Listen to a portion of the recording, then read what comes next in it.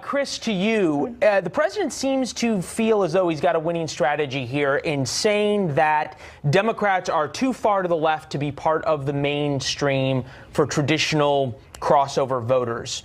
Winning strategy?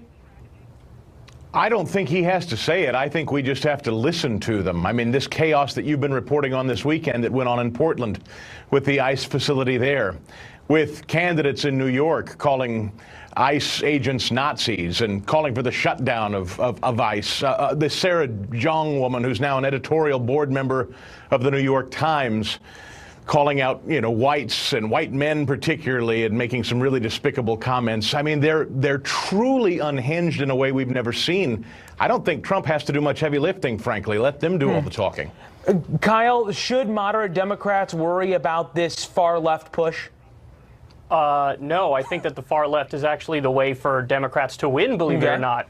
So when you look at the polls and you look at all the substantive policy issues, the American people overwhelmingly support Medicare for all, for example. They overwhelmingly support free college. They overwhelmingly want to end the wars. So when you go issue for issue, the American people are actually with the far left. And in fact, President Trump, when he ran in 2016, stole some of those issues. He ran against the wars. He ran against the trade deals. And Kyle, you might have a point. He also said he wasn't going to touch any of the entitlements, Social Security or Medicare. You make a good point in terms of where the Democratic Party is headed.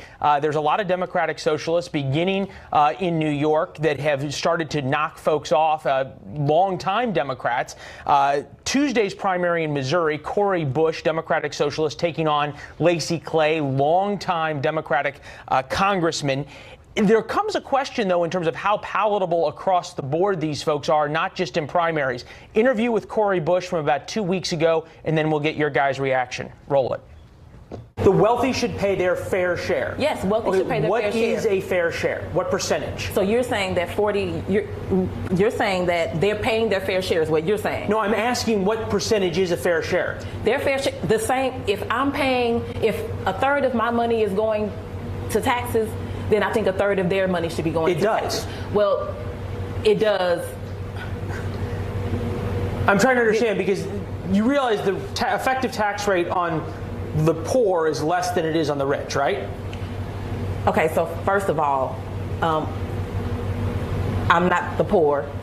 I'm very close to that line, but I'm not the poor. Okay, so the effective tax rate on the middle class is less than it is on the rich, correct?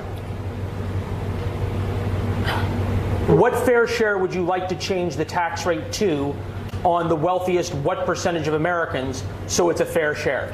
So let's say the wealthy 1% could pay, let's say if they paid, let's just give them 45%. Kyle, is that the future of the Democratic Party?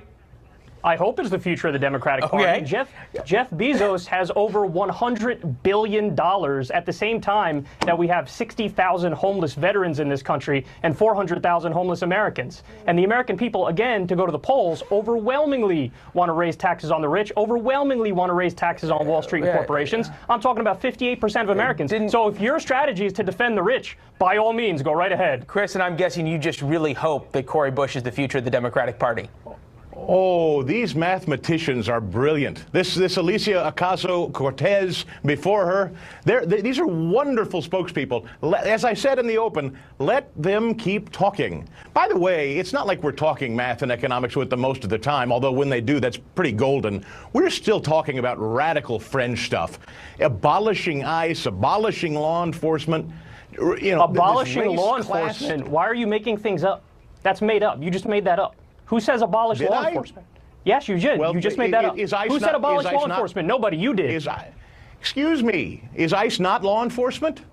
Customs and Border Protection already protects the border. ICE was created in 2003, and by the way, there are allegations of them literally doing slavery. Fellas, one second. And Kyle, you made a point about polling. Ending ICE or abolishing ICE does not play well in polls in the heartland. That is not a popular thing in Michigan, in Ohio, and in Missouri. That's correct, but that's because we need to make the argument. And for example, like I just referenced before I was being talked over, there are allegations of literal slavery happening at private prisons run by ICE. You're laughing. It was in the Washington Post. It's been proven. Oh, for God's sake. It was proven in a court of law. Okay. A court of law proved that there's merit. I'm still trying to figure out how we got from there to here. We will dissect that in the post-mortem. Meantime.